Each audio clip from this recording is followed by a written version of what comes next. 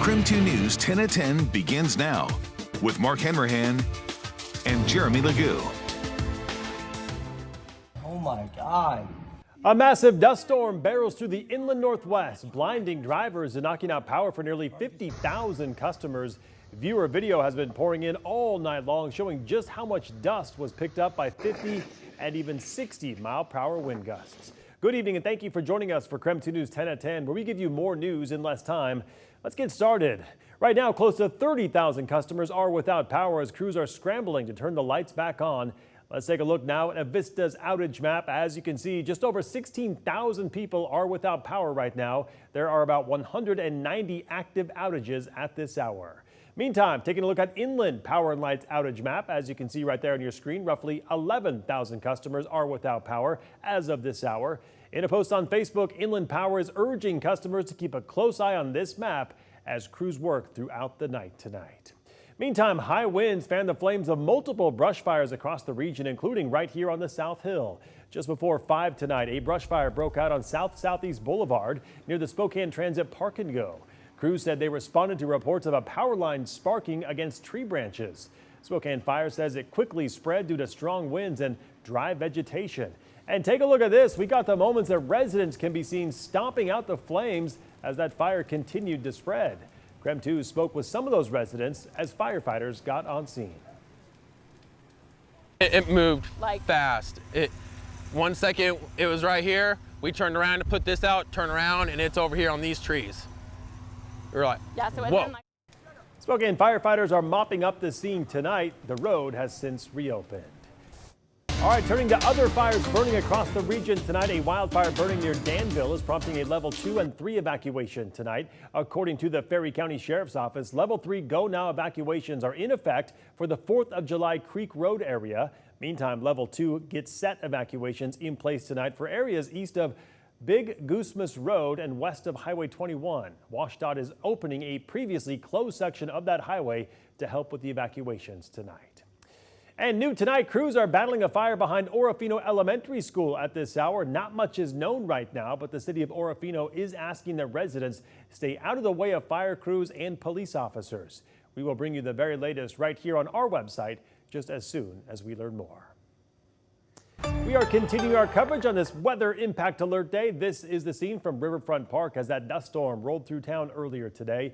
Let's get right to Chief Meteorologist Jeremy Legoo. He's been tracking these conditions all night. Jeremy, is it safe to say things have since calmed down tonight? Yeah, Mark, even just a couple of hours ago after the sunset, it was still very, very windy across much of the inland northwest. But now we sit with temperatures in the 50s and wind peaking around 16 to 20 miles per hour.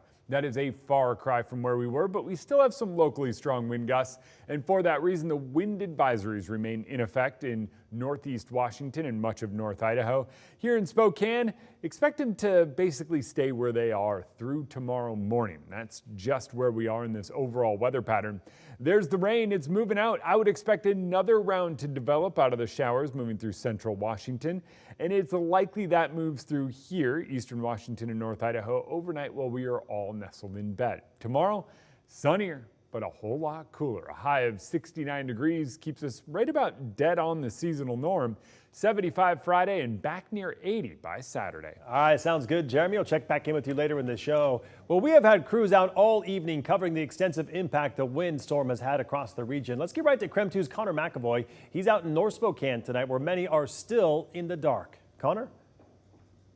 Thousands lost power after a dust storm rolled through the inland northwest on Wednesday night. I managed to speak to one resident here in North Spokane who tells me that this power outage is unlike any she's seen before. A typical line of traffic on Wesley Avenue, except with cars having to navigate the intersection at North Alberta without electricity, and residents Glad I cooked dinner early dealing with what the weather is bringing. before we lost power. That's what Janet Morales says happened around 4:30 p.m. Wednesday, as well as for thousands of affected Avista customers, according to their map. With high winds in the forecast, this time of year, Morales says she's not used to seeing as long of an outage. Usually we don't lose power, maybe for an hour, hour and a half maybe. But now it's been out for hours. For hours, and for many homes like hers on Hoffman Avenue. This time it's like literally 4 blocks away. So, and there've been fires, and you know the lines are down and they're live. As she and her family wait to see her power come back on, they're all lighting candles, taking stock of their batteries for flashlights. She hopes the power comes back on sooner rather than later. As the Vista crews continue restoring power throughout the city, we'll continue following all the lights, awaiting for them to be turned back on. In Spokane, Connor McAvoy, KREM 2 News. And now to our night beat with a quick look at the day's top stories. Happening tomorrow, Brian Koberger is expected to make his first court appearance in Ada County. Koberger is accused of killing 4 University of Idaho students nearly 2 years ago. It'll be a status conference to determine the next steps in the case, such as when to reschedule hearings that were in Latah County and to settle on a trial timeline.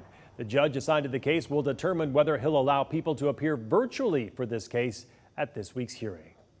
The ongoing Boeing machinist strike is also being felt right here in Spokane County. Some employees at Parker Aerospace in Airway Heights received a notice that they are now on an intermittent furlough. In the letter, which an employee provided to KREM 2, the company states they have seen a significant impact on orders from Boeing programs they work with due to the strikes. The company says employees placed on furlough will continue to receive benefits and may be called back to work for a few days a month. The company gives a time frame of between 90 days and 5 months for the situation to be resolved. Tonight, Whitman County officials are issuing an urgent health alert for pertussis activity. 2 WSU students have been diagnosed with the illness, also known as whooping cough. Local health officials believe there are more cases circulating the area. Whooping cough starts with cold-like symptoms before developing into a severe cough that can even end with vomiting. Health officials say that vaccination is the most effective way to prevent the illness. And that was your night beat. To learn more about any of these stories, just head to our website. That's KREM.com. Fire officials across the Portland metro area trying to figure out where a mysterious odor is coming from. People have reported smelling a rotten odor from Kelso, Washington to as far south as Wilsonville, Oregon. And tonight, fire officials still have not figured out what's causing it. Rick Graves with Portland Fire and Rescue said his crews used gas monitors and everything came back normal. Rolled the window down and drove around with their sniffers out, but weren't able to really find or detect a cause. You know, it was noted that there was a scent in the air, but no definitive source. The majority of reports are coming from Southwest Washington and Cowlitz County. The fire chief there says they are still investigating and working with the EPA to try to get some answers. A frightening sight in Los Angeles after a gunman killed one person while hijacking a metro bus overnight. Witnesses say at around 12:45 a.m., an armed man hijacked the bus and took hostages in South Los Angeles. The LAPD found the stopped bus and urged the suspect to surrender. Well, that's when the bus started rolling with its emergency marquee flashing, leading police on an hour-long slow-speed chase. Police used spike strips to stop the bus in downtown LA and deployed flashbangs to force the suspect to surrender. Officers from our SWAT team set up on the bus, made entry to the bus for a dynamic rescue, and ended up rescuing 2 individuals from the bus, as well as taking the suspect into custody. The 4th person was found with multiple gunshot wounds in the bus. Police say the man shot is believed to be a passenger. He died at a local hospital. 1 other passenger was injured. Travelers going through security at the Spokane International Airport will soon see some big changes. The Transportation Security Administration has installed new facial recognition technology to verify the identity of travelers. The system compares the traveler's photo on their ID to a photo that the machine takes. Once it matches, the TSA officer needs to verify and the traveler is cleared to proceed. TSA officials say this is a win-win for both employees and travelers. Travelers will see how quick it is, that is not delaying them in any way, and our officers will see how quick it is as well. Travelers can opt out from the facial recognition process. All they need to do is let an officer know.